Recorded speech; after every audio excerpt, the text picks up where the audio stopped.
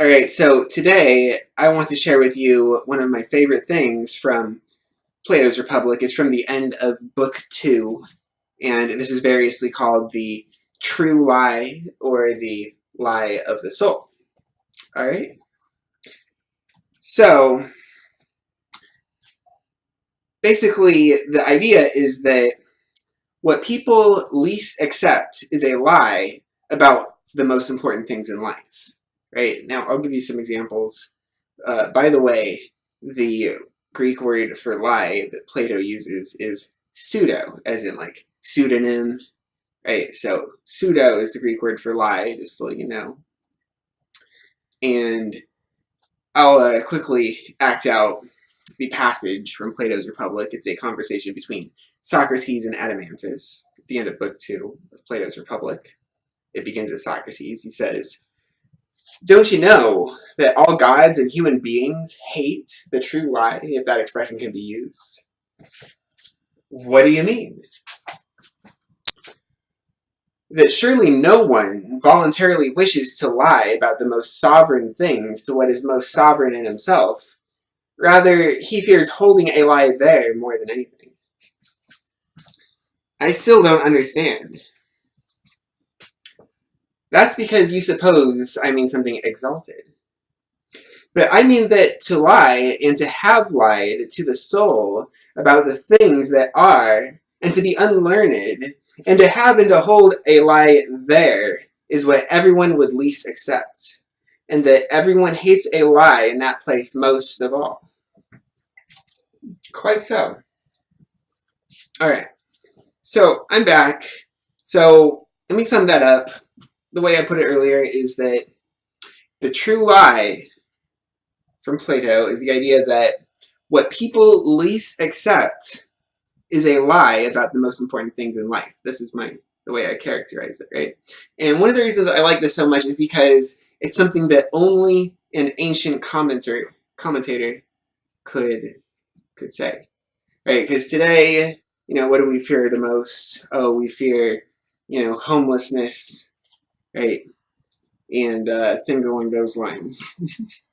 Right? We fear being without means, basically, right?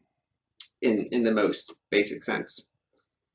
But Socrates in Book 2 of the Republic says that what we most fear is being wrong about the most important things in life.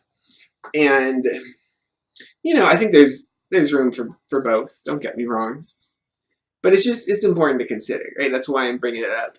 And let's talk about a specific example, which is going to be the transgender issue, right? Now, it's fine with me that people are transgender, and I go further than that, and I would say that there are people that should live their lives as, for lack of a better phrase, they should live their lives as the opposite sex from which they were born, right? Those are transgender people. They should live that way. All right, that's fine with me. I'm satisfied to treat these people that way. Okay, but I want to make a comment about how they see themselves, right? Because it's not exactly controversial or unknown that there are a lot of mental health problems in the transgender community. There's a lot of suicide, etc.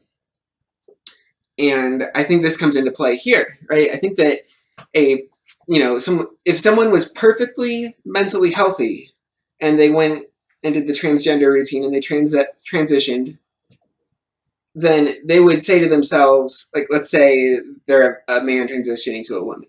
They would say, oh, I've become something like a woman, right? They wouldn't say, oh, well, now I'm actually a woman in the literal, strict sense. They wouldn't say that because it's not true. I'm happy to treat them as though they are strictly literally a woman, but I'm talking about how they think of themselves, because that's the subject of the true lie, what you say to yourself. And what a serious, healthy person who is transgender would say is what I've just described, that they have become like a woman or like a man. Right? And it's a heavy topic. I'm I'd be very sad to say this to any given transgender person, but you know, it's just that's just the way it is. So anyway, there's the other issue.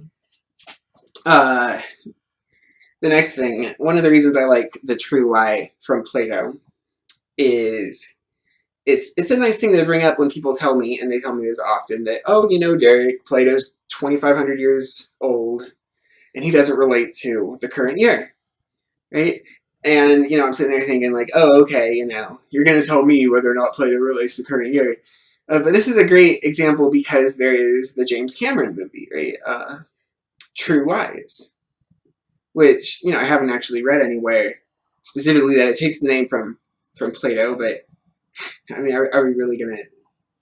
It seems pretty clear that that movie, True Lies, takes its name from Plato's idea, the true lie. And that being said, I haven't been into Arnold Schwarzenegger. It's an Arnold Schwarzenegger movie.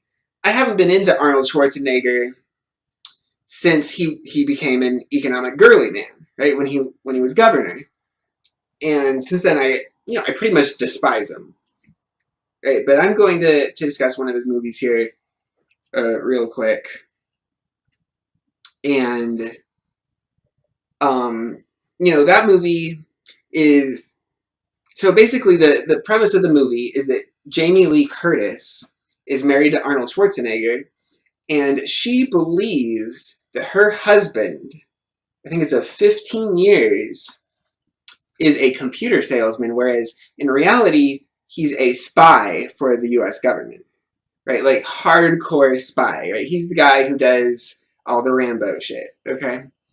And, you know, she comes to learn this throughout the movie, but, you know, that's the lie that she tells her soul, right? It's the pseudo, that's the Greek word, right? She tells herself that her husband is a computer salesman, whereas in reality, that's not what he is at all, right? And this is what Plato is saying is the sort of thing that we fear most in life, right? That is being wrong about the most important things in our lives. So this movie is True Lies. This movie is perfectly Platonic, and also it's perfectly Aristotelian, but that's for different reasons that I won't get into here. And to wrap this up, I think what I'd say is, you know, what I like to explain to people, and it relates to the true lie, right? The true lie is that what people, you know, fear most in life is being wrong about the most important things in life, right? And so as a result of that,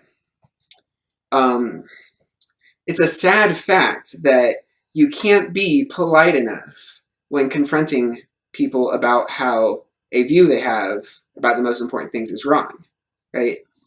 There is no sufficient level of politeness, right? You cannot be polite enough, right? But that doesn't mean I'm going to stop trying.